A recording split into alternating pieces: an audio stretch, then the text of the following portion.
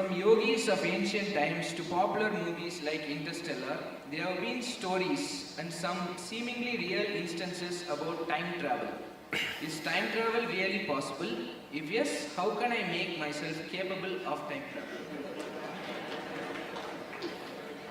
See, these things have been misunderstood very badly because science and mysticism is coming to you from Hollywood movies, unfortunately. In this culture, we've had people whom we refer to as Trikalagnanis. There are three dimensions of experience in your life. There is something called as past, which is a bank of memory within you. There is something called as present, which is a living experience right now. There is something called as future, which is the power of our imagination. So your life experience is happening between memory, present experience and imagination. The problem with most people is, these three things are not clearly distinguished in most human beings. This is why something that happened 10 years ago, you can still suffer, isn't it? Huh? Something that may happen day after tomorrow, you already suffer. What happened 10 years ago or even 10 days ago, does it exist right now? Does it exist right now? No. What may happen day after tomorrow, does it exist right now? No.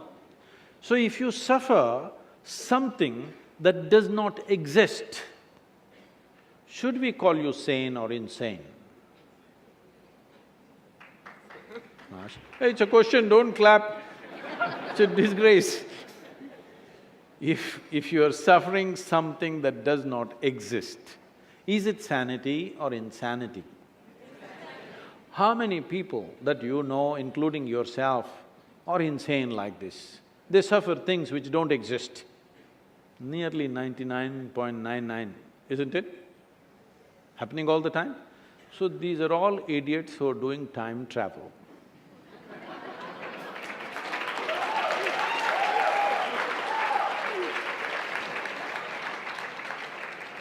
Time, in the yogic sciences, modern physics always grapples with these two dimensions, time and space, or space and time, that's how they refer to it. In yoga, we call this kala. The word kala, even in Tamil, means time. But kala also means emptiness. Kala means darkness. Darkness means nothing is there, no light, no nothing, that is empty space. Kala means time. So we are using the same word for time and space. We just have a distinction called Kala and Mahakala. There is time which is caused by revolutions of physical dimensions of life. When I say revolutions of physical dimensions, everything that's physical is in a circular moment. Whether it's an atom or it's a whole cosmos, everything is in circular moment. The planets, the universes, everything. Everything that's physical essentially is in circular moment. So this is kala, the time that you know because of rotation of physical objects. If the planet spins once, we call it a day. If the moon goes around, we call it a month. If the planet goes around the sun, we call it a year. This is the only way you know time. So time that you know is only by cycles. There is a time which is beyond physical nature, which is not because of circular motion of physical objects. This we call as Mahakala. Mahakala includes the space also. Generally in modern physics, the general understanding is, because there is space, because there is distance, there is time. If you want to travel from point A to point B, you need time. But in the yogic sciences, from our experience, we see it like this: because there is time, there is a possibility of space. It's very beautifully put by Adiyogi, over 15,000 years ago.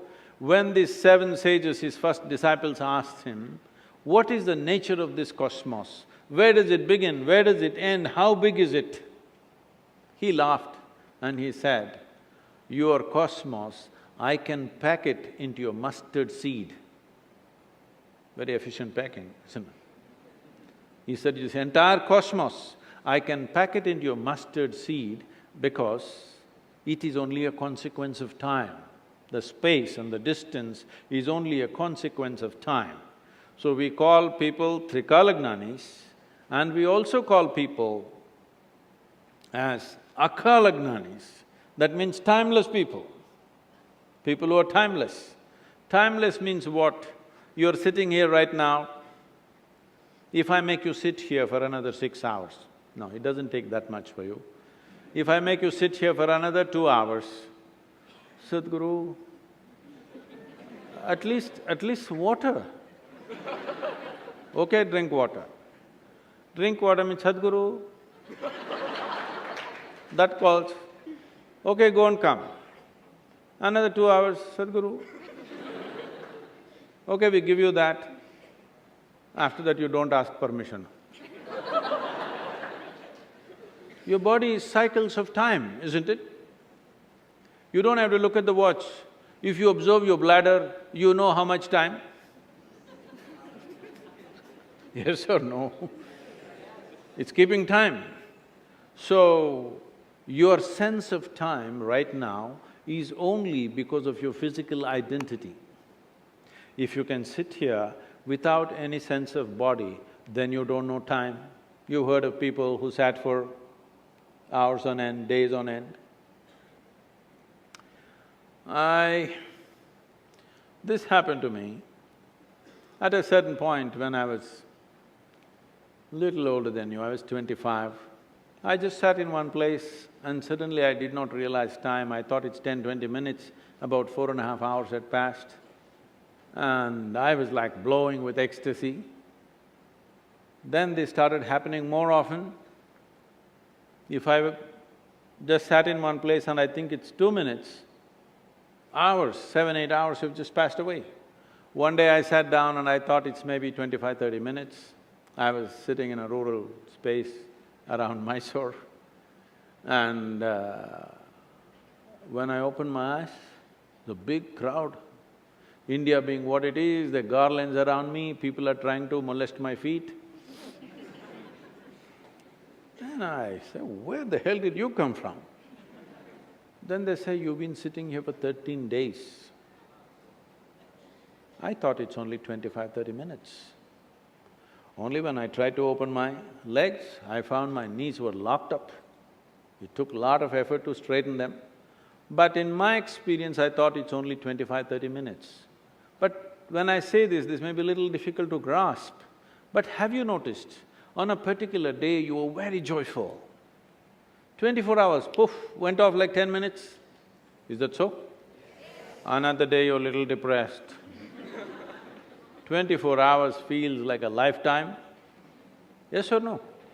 Time is a very relative experience. People say, how long a minute is depends on which side of the bathroom door you are. You go there and knock and they say, hey, just 1 minute, wait. 1 minute